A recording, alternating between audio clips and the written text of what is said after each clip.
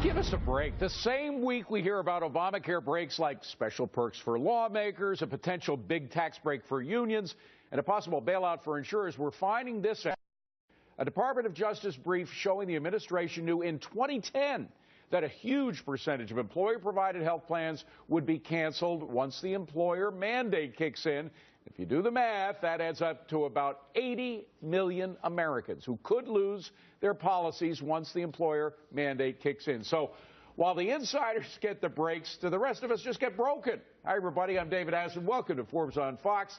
Let's go in focus with Rich Karlgaard, Mike Ozanian, Sabrina Schaeffer, Elizabeth McDonald, Rick Unger, and John Tandy. So, Rich, more special favors for friends, but are the rest of us getting shafted?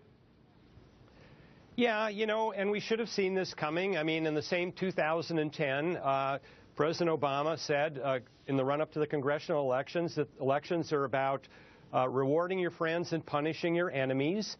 And so Obama's friends get these breaks. Now, here's the dilemma that they're in. Young people overwhelmingly supported President Obama, and young people, even young liberals, are very intolerant of two things. Number one is technological incompetency, which the health care program has exhibited, and two, and bigger, is hypocrisy.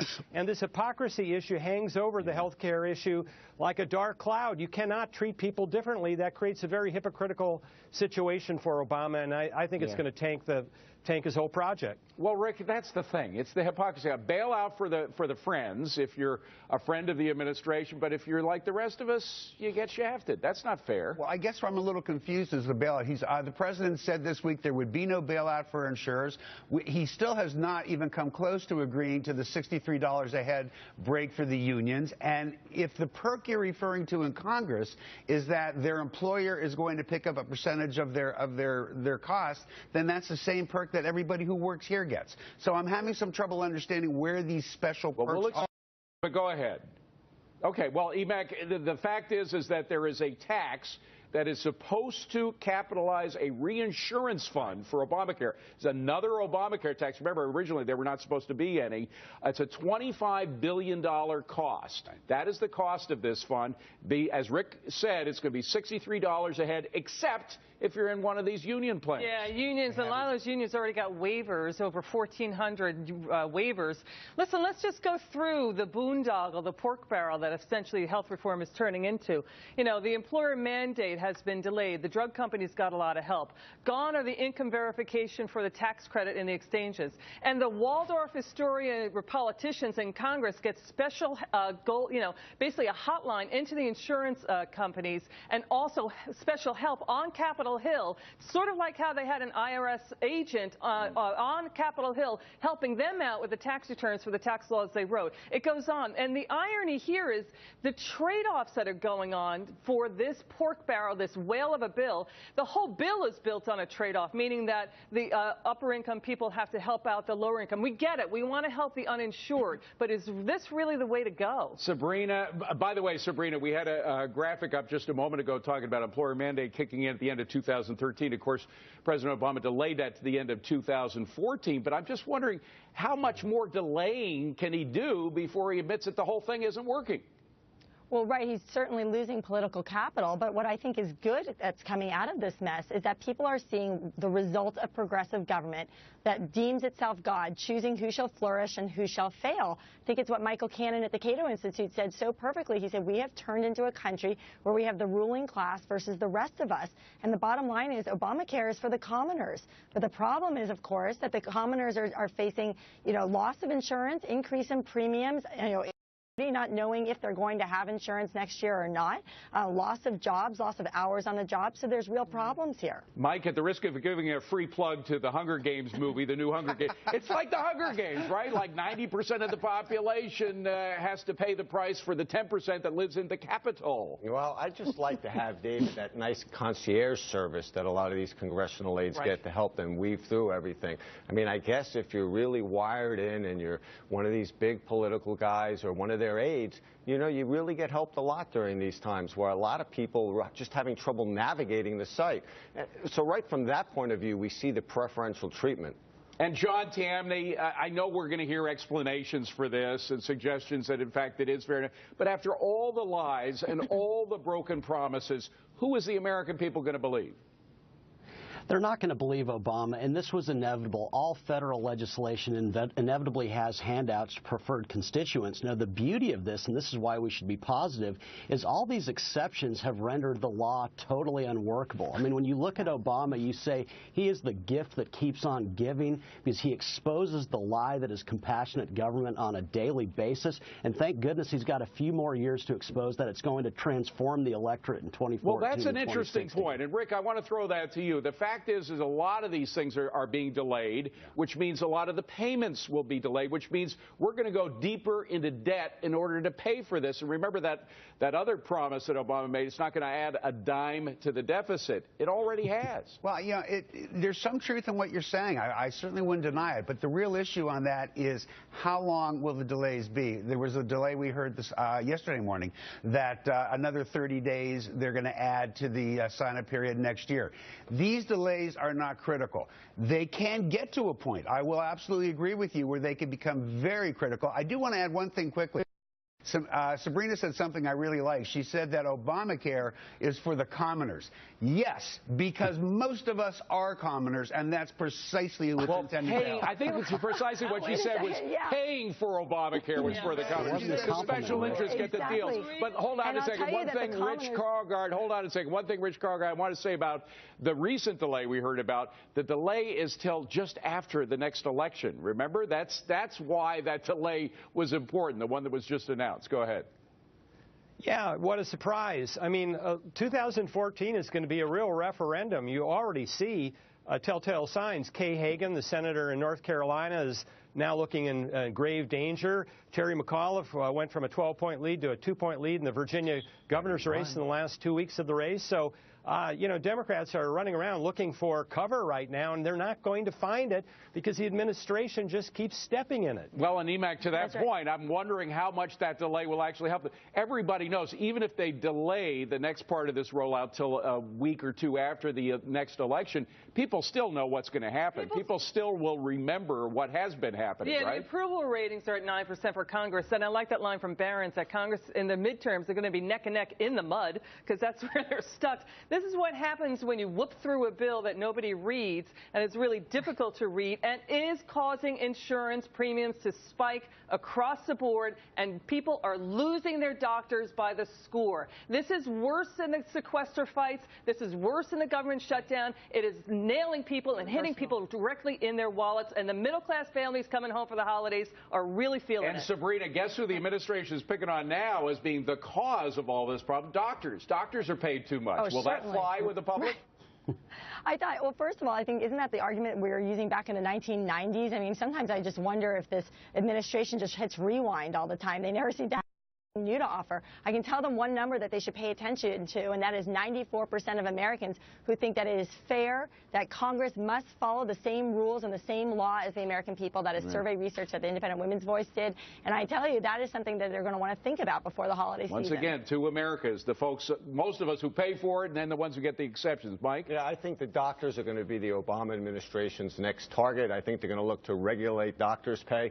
And I really don't think Obama cares that you're going to see less doctors. In fact, you know, instead of going to see a doctor, you're going to see like a doctor's assistant because doctors make too much money. They're the villains. There's going to be a lot of people to cover that haven't been covered. That's got to be the last word. Coming up.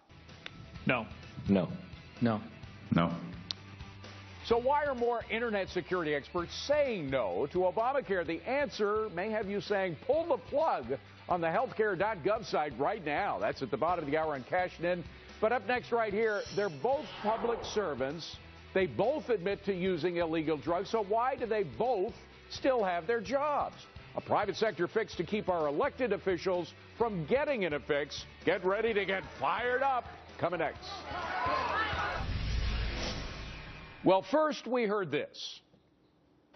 Yes, I have smoked crack cocaine. Have you purchased illegal drugs in the last 2 years? Yes, I have. Okay, now it's not just Toronto's Mayor Rob Ford who you just saw. U.S. Congressman Trey Radel, a Republican from Florida, pleading guilty this week to possession of cocaine, and neither official is stepping down. But, Elizabeth, you have a private sector solution. What is it? It's fire him. And here's the deal. I mean, Congress can do it. The Article 1, Section 5 of the Constitution. Expel. I'm tired of the double standards. We're jailing people for drug use. I get it. I understand the pain of drug addiction. I feel for him and his family. But you know what? We deserve better as an with our elected officials. And I'm tired of the Anthony Wieners and the Elliot Spitzers, still trying to stay in office. Enough. Do the right thing and step down or be pushed out. John, just fire them. Well, no, I think the bigger question is why we allow politicians to legislate private decisions. I mean, the drug war has been a miserable, expensive failure that's imposed on our liberty. If voters don't like drug use, let them vote these politicians out. But let's not pass yet another law empowering government to do something else. I don't know. This is one of those cases, Rich Karlgaard, where I see difference between public and private. Public officials are different. I mean, Rob Ford, for example, has to always be prepared for that phone call at 3 in the morning saying there's been a terrorist attack in Toronto. If he gets that when he's stoned, we're in trouble. Yeah, I agree with you, David, and I agree with Elizabeth. And also, I agree with my good friend John Tamney. We go way overboard in our society prosecuting people who have small amounts of drugs. But that's not the issue. The laws are on the books, whether you like them or not. And I think that public officials should be held to a higher standard. That almost seems impossible right now, but the very pillars of a civil society depend on such. Sabrina, when you're a public servant, you're supposed to be on duty 24/7, right? You are, and I love the idea of this, but look, corruption and scandal is as old as government itself. I think we all know the fable, right? The scorpion will sting no matter what he promised the frog. Unfortunately, I think the bigger question is why can't we attract better people to public office? I think trying to sort of root them out is a waste of all of our time. We got to look for better people to run for office. But I got to get you to be specific on this, Sabrina. Should we fire them? I tend to think let's let the people fire him at the next election. Next election. Rick, what do you think? First of all, I'm actually with you on what you said about Mayor Ford. I don't get that at all. And you're right. If that call comes at 3 in the morning, this isn't the guy I want to count on to be ready to handle it. I actually have some bleeding heart liberal love for the congressman, even though he's a Republican. From what I know, there's some extenuating circumstances. Let's give the guy a shot. But here's what's fascinating to me. There is no mechanism to fire them. There's no recall of a United States congressman in the Constitution. There is no opportunity in Toronto to recall him. It has to be done by the state government. Should we not be addressing that? It's still against the law, right, Emac? Yeah, it's against the law. It's drug use. Listen, yes, there is. Article 1, Section 5, you can impeach. And, so, we had William Blount in 1797 yanked out. The founding fathers said, put that in there for a reason. We are tired, as the American people are tired of these congressmen exhibiting poor judgment. And I get it. I'm sympathetic for drug addiction. But you know what? This is cocaine, and people are in jail for cocaine use and crack use. Enough. We deserve better. The voters deserve better. And John, as misguided or inefficient as the drug war may be, the fact is that this guy has responsibilities now. Both of these guys do. They can't afford to be sleeping or stoned on the job, right? He does, but I think you're describing the problem. If it matters what we say to a congressman at 3 a.m., that's 3 a.m. It speaks to a Congress and government that's got way too much power. The founders were explicit. Well, hold on a second. I understand that, but the founders didn't have to deal with the level of terrorism that we're dealing with right now, did they? They didn't have to deal with communication that is instantaneous as it is now. Yeah, fair enough, but I think at 3 a.m. a congressman's not going to have too much of a role in that to begin with, and I think that's the extreme circumstance that we can always use. In general, the problem is that we give these guys power, maybe bad judgment. Sabrina, go ahead. Vote him out of office. Well, I've been on the fence on this, and I've been thinking about it all morning, actually. But I think that EMAC has convinced me. The fact is that we do need these people to be able to respond adequately. And I think one of the big reasons that some of his constituents are calling for him to resign is that he really has been out there and saying we need to be drug testing welfare recipients, for instance. So if we're going to have that kind of double standard, it just makes us look foolish. Well, so I think EMAC won me over. is an incredible converter, isn't she? She converted at least. Let's accept impeachment. impeachment is not an action by the people. It's an action by the House of Representatives and a trial by the Senate. But we can get rid of him by impeachment. That's got to be the last word. A new push to go green by attacking the American dream of owning your own home.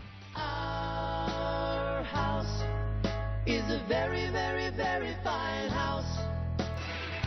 Well, the liberal social engineers are at it again, this time trying to encourage folks to give up their single-family homes in the burbs and move into multifamily buildings in cities. This is part of a bigger green agenda in the San Francisco Bay region to help cut pollution and save energy, and the White House is on board. But, John Tamny, you say hands off our homes.